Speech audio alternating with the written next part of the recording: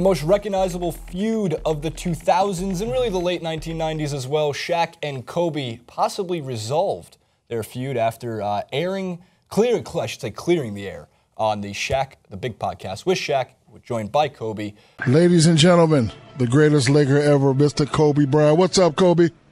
What's up, my man? How you feeling? I'm doing good. Listen, I think right now it's time to clear the air because I've said many times that we were the most enigmatic, controversial, most talked about, dominant 1-2 punch. I just want people to know that I don't hate you. I know you don't hate me. I called it today a work beef is what we had. I was young, you was young. But then as I look at it, we won 3 out of 4, so I don't really think a lot was done wrong. So I just wanted to clear the air and let everybody know that, no, I don't hate you. We had a lot of disagreements. We had a lot of arguments, but I think it both fueled us. And I was thinking back the other day why Phil Jackson never really jumped in, because he knew that you say something about me, I get pissed off. I say something about you, you get pissed off. And again, it worked. So thanks for coming on the show. I just wanted to clear the air. And I know we said a lot of crazy stuff, but I had fun doing it. Did you have fun doing it back in those days? You know, it's funny, man. I did. But here's the thing is that, you know, what we did, our disagreements, what made those things special is that we said them to each other's face. And we didn't go behind each other's back and whisper to our teammates about this, that, and the other, right? Because that could just nothing but create friction, and it's cancerous to the team. When you get things out right in front of each other, you say what you think, and you have those disagreements, you agree to disagree, you move on, all of a sudden the integrity of the team is preserved. And then when you come out of that and agreeing or whatever the case may be, then the team is all the more better for it, because now you have more momentum. And I think that's what really catapulted us, especially on that second championship. So, gentlemen, none of us are Laker fans for unfortunate reasons. We don't have 16 championships to our name. Actually, I think all of our teams combined don't have 16 championships. You might be close. Carry the one. Right. No. Definitely no. So the first question you really have from this, and we have some sound bites to throw to as well, but do you believe that these two actually have made up? Victor? Yeah, sometimes you question it. Is it like wrestling? These two guys hate each other, and suddenly there's the swerve. And suddenly they're tag team partners, and they're tag team champions. Like, is this real? Until somebody swerves again. So wait till the podcast comes out in three years, and somebody will swerve the other guy again, and they'll hate each other. Very interesting. Justin? Yeah, I think they did, but with a disclaimer. I think that when you feud with somebody, there's definitely going to be something in the back of their mind like, all right, this guy's kind of a jerk. Like, do you remember the rap that Shaq made to Kobe? I don't know if I want to say it on air because it's I think he said, Kobe, how's my ASS how's my taste? bottom taste? Yes. And, you know, I think if you're going to throw those words at somebody like your teammate and then make up, in the back of my mind, I'm still going to be like, you're kind of a jerk, Shaq. Like, right.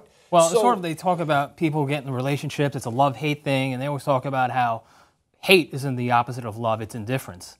So if you have a love-hate relationship, there's something there in the first place. Hate's a very strong word, Victor. Well, it's used. So I'm just going by the basis of what blew this whole thing up in the first place. Right. So we actually have some sound bites to throw to. I want to start off with the fact that Kobe and Shaq actually throwing fists almost happened in 1999. Let's have a listen at that one. In 99, 2 things happened. I think Shaq realized that, you know, this kid's really competitive and he's a little crazy. And then I realized that I probably had a couple screws loose because we got in a fist fight, and I actually was willing to get into a fist fight with this man. I went home, I was like, dude, I got to be either the dumbest or the most courageous kid on the face of the earth. So I agree with Kobe. You either have to be the dumbest or most courageous person in the world to fight a 330-pound Shaq. He doesn't even need his whole name. It's just a 4-letter definition of being enormous. Do you think Kobe was courageous, or do you think Kobe was just completely out of his damn mind? I think Kobe is completely out of his damn mind. I don't think there's ever really been a player like Kobe in the NBA. His tenacity and his will to go after people that are just so much larger than him, whether in the game or with your fist, I suppose. I don't know. I think that the guy has such a mentality that he wants to win, he wants to do the best, that if something's going to get in his way, he's going to do whatever he can to overcome that. And I think that's exactly what happened in that situation. Good point. Yeah, and it's a trait of a lot of Hall of Fame players. I mean, you look at some of the smaller guys, like Allen Iverson and Isaiah Thomas. these guys are 6 foot on a good day. Right. And Isaiah Thomas would not back down from anyone. I mean, say what you want about him as an executive and so forth. I wish he backed down from everybody. Yeah, on the court, for a little guy and Allen Iverson, they played big and they weren't afraid to mix it up. No, I mean, again, it's the same as they call an NFL field as the gridiron. I mean, the basketball court is where they can release their inner monsters. A lot of them we'll talk about. It's where they're going to put in for 48 minutes, the most intensity they have for that day and that week, into those games. So there's obviously a lot of emotions that pour out when they play. Now, what's interesting about that is during this podcast, they touched on the idea that they would kind of go back and forth because, as we were discussing a little bit before the clip, rarely, if ever, has there been a time where the two best players in the NBA have been on the same team. And you can say what you will about LeBron and arguably Dwayne Wade in 2010, but Shaq and Kobe were far and away the best players in the NBA when they were winning championships. And of course, having the best big man and the best guard, just that combination was lethal. They would go back and forth with the idea that, no, I think you should take this game, go off for 40 points. Now, Shaq, I think you should feel this game for 30 rebounds. And they would kind of choose who would be the alpha dog of each game.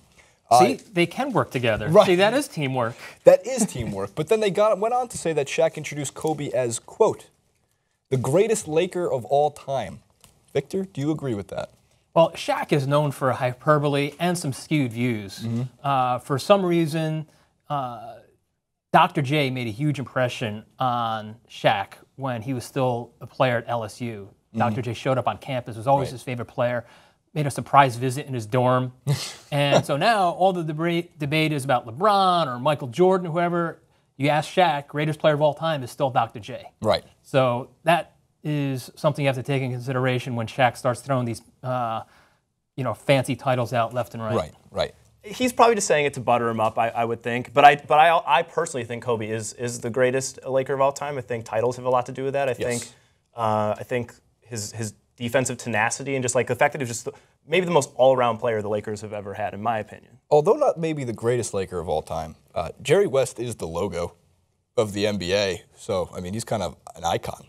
Where does he stand? And that's an interesting point. But, I mean, I vote for Magic. So, okay. I mean, this just goes to show you how it could be a generational thing, too. How dicey the conversation can get. I don't actually believe Jerry West is the best Laker of all time. I just think it's awesome that he is the logo, so he will always be there. But I think it's between Kobe and Magic just because of how much he changed the game, is who I'd give the slight edge to, and if he played, was able to play for even 5-6 more years. You're voting Magic? I'm voting Magic, right. And I'm a big Kobe Bryant fan, not a Laker fan. Just a Kobe Bryant fan. Calm down, world. So we move on, and this was a Lakers fan's dream to see these two guys come together. It's basically their version of The Notebook, which I'm going to reference, I think, for the second time on this show, and it's a terrible movie. But we move forward because this rejoicing of Kobe and Shaq has been the complete opposite of the storylines we've heard for so many years, because these feuds, if they happened today in social media time,